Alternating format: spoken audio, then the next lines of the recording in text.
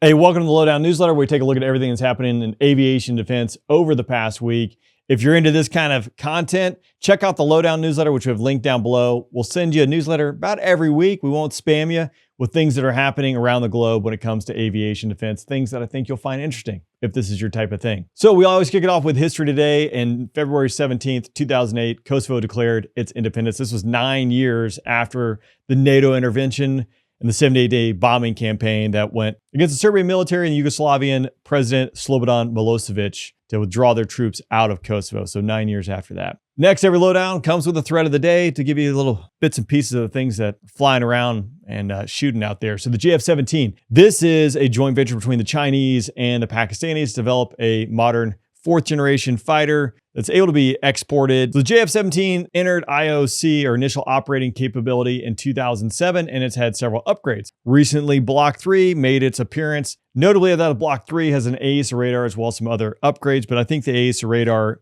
is a big point of this. Actively electronically scanned arrayed radar. The AESA, again, takes it to the next level, able to target and track multiple targets across the spectrum. In this JF-17 being targeted for export variant, as well as to support the Pakistani Air Force. They've used it in engagements since it's been online. It is a multi-role fighter, both capable of air-to-air and air-to-ground. All right, over to the flight line with our aviation and defense news. Saudi Arabia hosted the Spears of Victory 2025 exercise. We're at a number of nations, and just looking at this picture here is pretty cool to see this mix of iron and tail flashes on the flight line. I can pick out, obviously, the JF-17 from Pakistan sitting there front row at the bottom of the frame there. But you have the Emiratis, the Qataris, US, Moroccans, and we have F-16s, Rafaels, JF-17s, F-15s, all mixed up in the lineup here from a variety of nations, which is pretty impressive to see. Of note, out of this exercise, the JF-17 actually conducted air refueling all the way from Pakistan back to Saudi Arabia and back. So this was a strategic level show and test for the Pakistanis to be able to conduct long-range air refueling from point A to point B outside of their nation. So again, a lot going on when it comes to defense and aviation. All right, the Navy's had a pretty rough go, I would say, into 24, 25.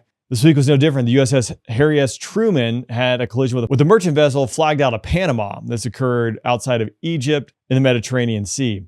Now, this was on February 12th. Both ships were underway. No critical damage was sustained to the USS Harry S. Truman. There were no injuries, so no damage to the propulsion system or other critical systems. They were able to resume operations nearly right away, and they put up pictures on social media of Hornets taken off from the flight deck shortly after this occurred. I mean, just when Ukraine couldn't get any worse, I think a near disaster was avoided this week. So drone struck the Chernobyl reactor number 4 containment lid, if you want to call it a lid. I mean, it's the probably biggest lid in the world, punching a hole through it. Now, the UN International Atomic Energy Agency said there's no radiation leak. Ukrainians said there's no radiation leak, but you can see parts and pieces of a drone, which Ukraine's saying Russia did it. Russia is saying they didn't do it. It's a false flag operation so that they can be blamed for it. But I mean, scary that the hole that it punched inside this dome, rather large. Not what you want when you're talking about Chernobyl there. All right, hey, if you're a trivia person, the F-16 Fighting Falcon, aka the Viper, again, anyone who's flown it or works on it doesn't call it the Fighting Falcon, despite what everyone says out there on the internet. Just no one ever says anything about the A-10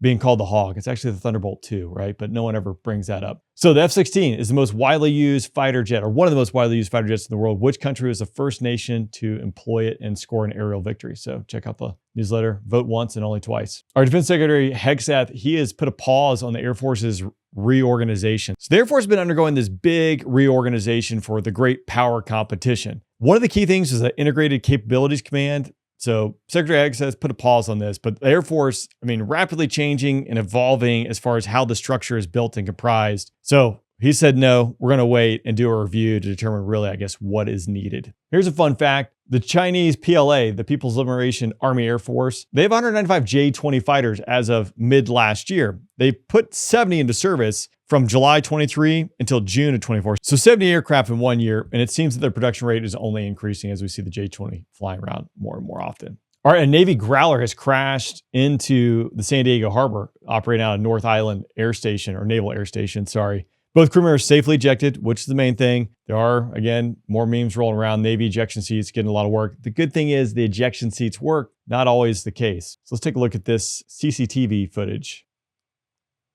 I mean, that thing was a rocket ship. And literally, it's got 2 rocket motors sitting on the back end. So this is quite the steep impact angle, as you can see, going into the water there. Again, both crews safely ejected. It sounds like this happened on takeoff or executing a go-around somewhere in the landing departure phase of flight. The weather was bad, so you got to wonder if there's spatial disorientation involved. You can see that the gear is still down as this thing goes screaming into the water here. So obviously it's happening in and around the takeoff or landing phase, but yeah, the Navy's going to do an investigation. And undoubtedly someone will get mad that I didn't speculate. I mean, I felt like that was the most speculation I've ever done, but let the accident investigation run its course. So the J-20 has been spotted in beast mode, carrying upwards of 14 PL-15 long-range air-to-air missiles. It looks like we have 8 of them on the wings here, and they should have 2 on the chins, and then 4 internal. So 14 PL-15s based upon the photo on the left here. PL-15, it's got a long-range, long stick, so to speak. Now, while it does sacrifice stealth for carrying that, with the range there, maybe stealth doesn't really matter as much because you can shoot everyone really far away. All right, that's it for the lowdown. You can check the latest episode out with Woody Oakes. Flash hosted that episode. And then upcoming, we got Brad Thomas, a former Delta Force operator, Ranger during Somalia, where we talk about surviving Black Hawk Down, which is now out on Netflix. And it's a really great documentary. I got a chance to watch it. Brad and I recorded the day it came out. I hadn't seen it yet, and now I've seen it. So you can check that out as well. But if you're into this kind of thing, make sure you check out the Lowdown newsletter. That's linked down below, and I'll see you next time.